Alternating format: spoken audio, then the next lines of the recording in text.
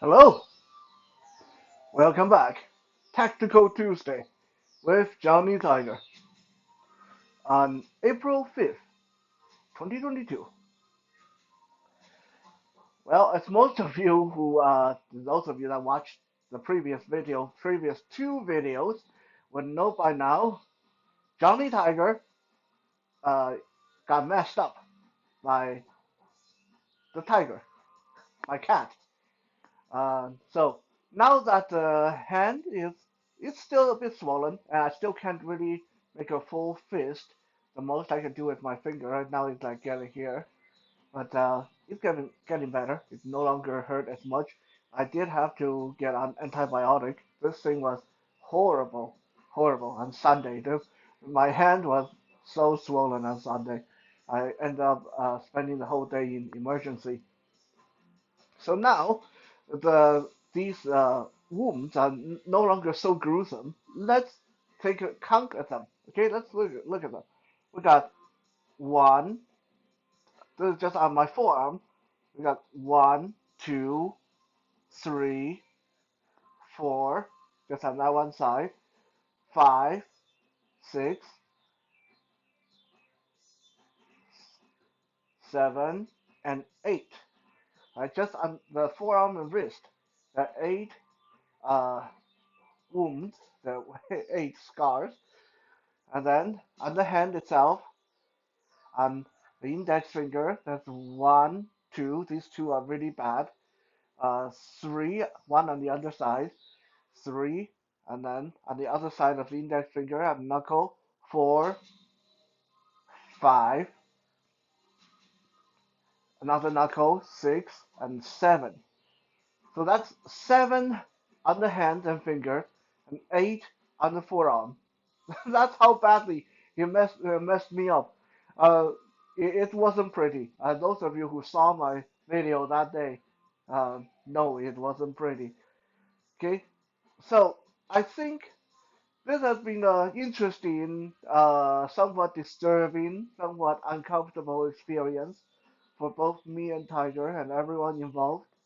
But it's worth talking about this because there's a lot of element in this that has a lot to do with the word tactical, which is the whole point of Tactical Tuesday. You see, nowadays, tactical becomes a marketing term for people to put on their product. Tactical vest, tactical pants, tactical shorts, tactical underwear, tactical knife. People love that stuff, tactical knife.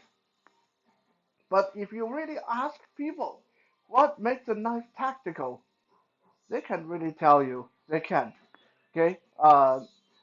Most knife can be tactical. Most items can be tactical because when you come down to it, tactical means using tactics, means using your brain. Okay?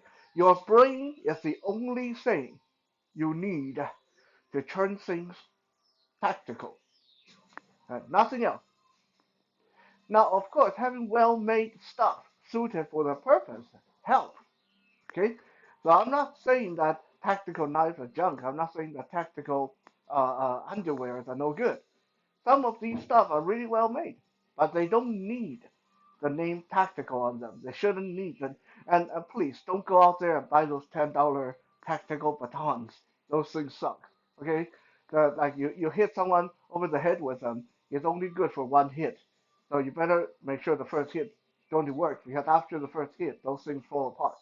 So yeah, don't buy something cheap and just because they have the name of tactical on them. They usually are not. They're anything but. So what can we talk about this incident I have with Tiger? Well, in the first place, when I went to pick Tiger up, I made a very big tactical error. Now I think back on it and I think, wow, I was really dumb. I was really dumb. Uh, Provided to give myself a little bit of uh, wiggle room to let myself off the hook a little bit, I didn't know that Tiger had been under medicated. I didn't know that at the time. If I had known that he was only receiving not even a quarter of the medicine that he was supposed to get for the last month and a half, I would have made smarter decisions. But I didn't. I thought I was going to my friend's house to pick up my grumpy old cat, and that everything would be hunky dory. I was thinking that as soon as my cat saw me, he would be so happy and he would jump into my arm and we would have a nice cuddle and we would go home. That was my assumption. Okay, so first thing I did, which was the right thing to do, was I let him sniff me. I didn't reach for him right away. I put my hand out, palm toward me, back of the hand toward him. I let him sniff me. This is how you usually want to uh, get to animal. You want to approach them. You want to now with dogs. Make sure you close your fist. Don't have an open hand when you give your hand to the dog, because if they bite you, it's easier for them to break your finger if you have an open hand. If you have a closed fist, you're still going to get hurt, but not going to be as bad. Okay, still going to hurt. So that's the first thing I did right. What I did wrong, like I said, one big tactical error was I went in there dressed like this. I went in there in my short sleeve. I didn't even have a jacket on. I didn't bring a pair of gloves with me because, like I said, I was assuming that my old, faithful old companion was going to recognize me and instantly jump into my arm and we're having a happy reunion. He might be a bit grouchy, he might be a bit grumpy, but uh, he's always been a good boy with me. So I walked in there in my t-shirt, no gloves.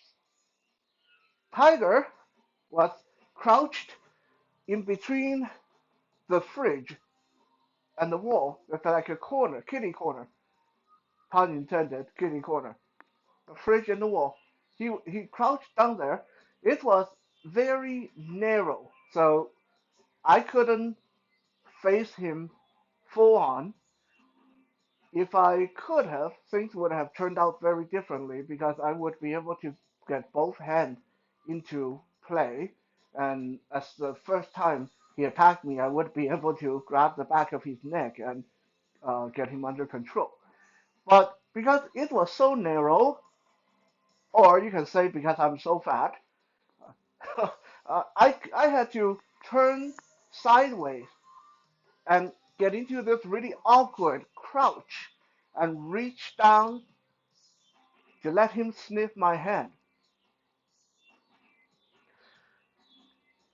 So I wasn't in a very good, very tactical position, you can say, when I got the surprise of my life. Tiger sniffed my hand for about 30 seconds, quite a while actually, and I was thinking that this was going to be great. He's going to recognize me and he's going to be so happy. He sniffed me for about 30 seconds, and then he went nuts. He just lashed out, grabbed my forearm, both claws out, just dug right into my forearm and bit me uh, like 10 times in a row. Um, he was definitely out for out for the kill. Okay, so now I don't quite rightly know if it's all to do with his being under medicated, uh, so he physically probably wasn't in a very good spot. Maybe I smell different coming back from my trip. I do know that when they get older, their sense of smell, their sense of sight is kind of wonky. So maybe that's why he didn't recognize me. But whatever the reason, after he sniffed me, he decided, nope, this is not daddy. This is an enemy. This is someone pretending to be daddy. And he attacked me with everything he had. So this is where today's lecture, session, lesson come into play. A lot of time we talk about tactical fighting. We talk about defending ourselves against human beings. Very rarely we talk about defending ourselves against animals, and there are things you want to think about. I did an episode before on how to survive being attacked by a dog. So this time I'm going to take this experience and break it down so you guys can see uh, what I did and why I did them. So first of all, when he lashed out and attacked me, most normal people, most normal people's reaction would have been to pull back and yike, pull away. But that would be a bad idea. Why? There's two reasons why you shouldn't pull away and jump back.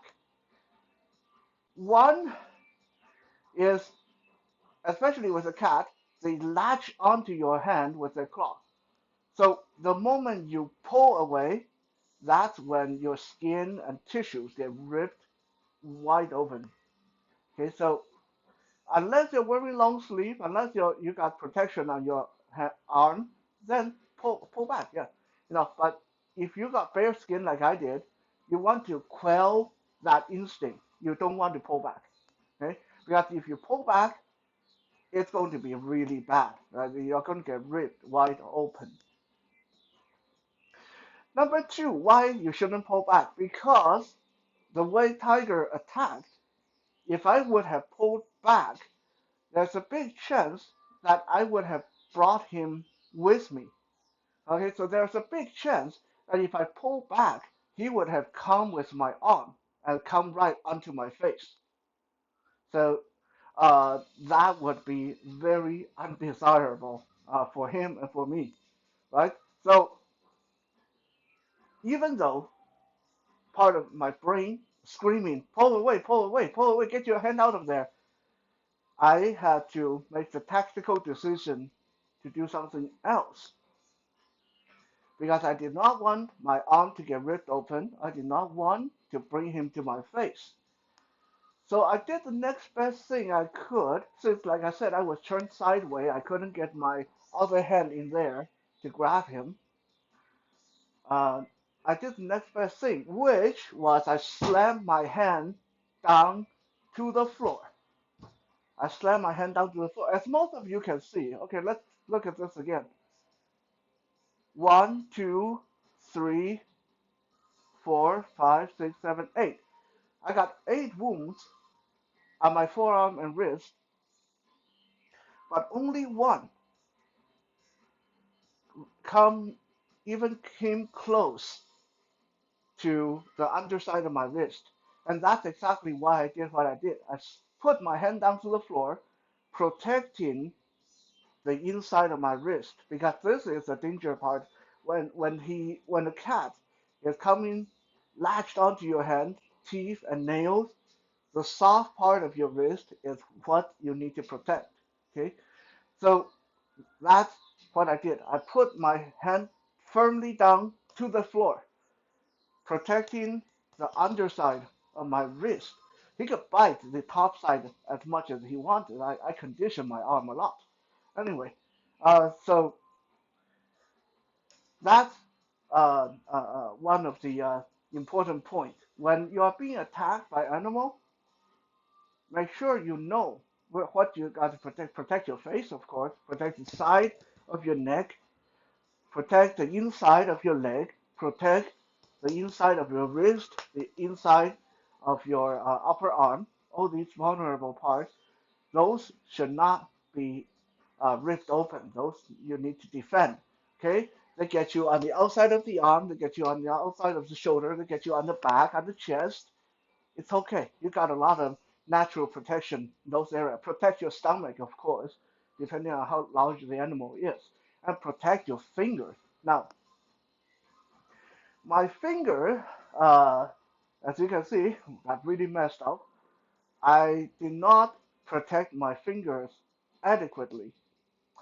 Normally, as I mentioned in the dog bite episode, uh, if you get attacked by an animal, rather than pulling away or stay still, the best thing is to jam your hand right down their throat because that will change their thought pattern from attacking to, ow, that kind of hurt, I need to get away. And I know that. I knew that when he was biting the heck out of my hand. I knew that the sensible thing or the tactical thing for me to do was to jam my hand toward his throat and slam him into the wall to stop him attacking me. But sentiment won out in this case. I was thinking, hey, this is not an enemy. This is my buddy. This is my little buddy. He's confused. But I don't want to do that to him, and I don't want to injure him. And heck, I definitely don't want to have to pay $1,000 at the vet. Speaking of which, we just paid thousands of dollars at the vet last year to keep him alive. So I definitely don't want to injure him. Those were the thoughts that were going through my head while he was biting my hand apart.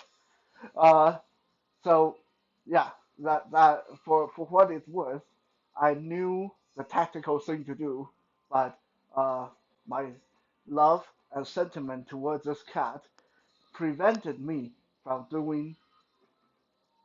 I wouldn't even call it the right thing because uh, it's a personal choice. Uh, Prevented me from doing the tactical thing that would have kept my hand a lot safer. Um, I did manage to steel myself. So I had the mental discipline that once I put my hand down on the floor, I closed my fist and just held still until he ran out of energy. Uh, that's another very important thing. When an animal is attacking you, you don't want to be struggling too much because a lot of time when they attack, they just bite or scratch. If you stay close to them, they don't have the leverage to do a lot. Well, depending on the animal, of course. I mean, if we're talking about like a snow leopard or a cougar, then that, yeah, that's totally different, or a grizzly bear. But I'm talking about like a regular animal. Uh, if you stay still or stay close to them, you won't get hurt as bad as if you're trying to rip them off of you or you're trying to move out of the way because a lot of times those are the motion that's going to get you gashed open. So as you can see, most of my wounds on the hand are near the knuckles, right? My finger from the knuckle down, pretty much nothing. I mean, there's like one tiny scratch on halfway down my middle finger, and there's one bite here on the underside of my index finger, but that's it. Because I did have the presence of mind to close my fist, so he would just keep getting the back of my hand and the knuckles rather than possibly damaging my fingers and the tendons in them. Yeah, for me that's very important. I use my hand for playing guitar. I use my hand for a lot of things. I use my hand for martial art, so I had to protect my fingers. So those are the do's and don'ts and things I did, things I didn't do. Basically, a quick breakdown of the attack. Once he ran out of energy, once I put my hand down and held still, I kept talking to him, and while he was munching away at my arm. And then he pretty much ran out of energy after about 20 seconds, 30 seconds. Of course, I had blood running down my arm by that time, and blood was all over Tiger. Um, After he ran out of energy, I slowly rotated my wrist and pulled my hand away. Because even though he wasn't biting me anymore, he still held on with his claw. So I didn't want to pull back because the cat's instinct would make him go into attack mode again if I start pulling back. So I did this little rotating of my wrist, so his claw slide off my wrist, and and I pull away very quickly. Um, and that's when I realized how bad I was bleeding. Uh, so after that, we got smart. We got a towel and distracted him with the towel. And then I got my right hand in there, grabbed him, and was able to get him in his carrier. Once he got home, everything was fine. Once I got Tiger home, he became his usual good boy, calm and collected self again. Um, so, like I said, I don't know what prompted this extreme attack, but I suspect it was the lack of medication, and for some reason he didn't recognize my scent. Um, so anyway, there you have it, folks. I know it's a kind of a lame tactical Tuesday, but with my hand in its current condition, not a lot of kicking and jumping and punching and stuff like that to be done. So I thought I'd give you guys a quick run through of what actually happened, how it happened, what transpired, and things I did right and things I did wrong. Hopefully, if you ever get attacked by an angry pussycat, uh, this would have helped you. We'll be back again tomorrow for something that I don't have to use my hand for, which is Wisdom Wednesday.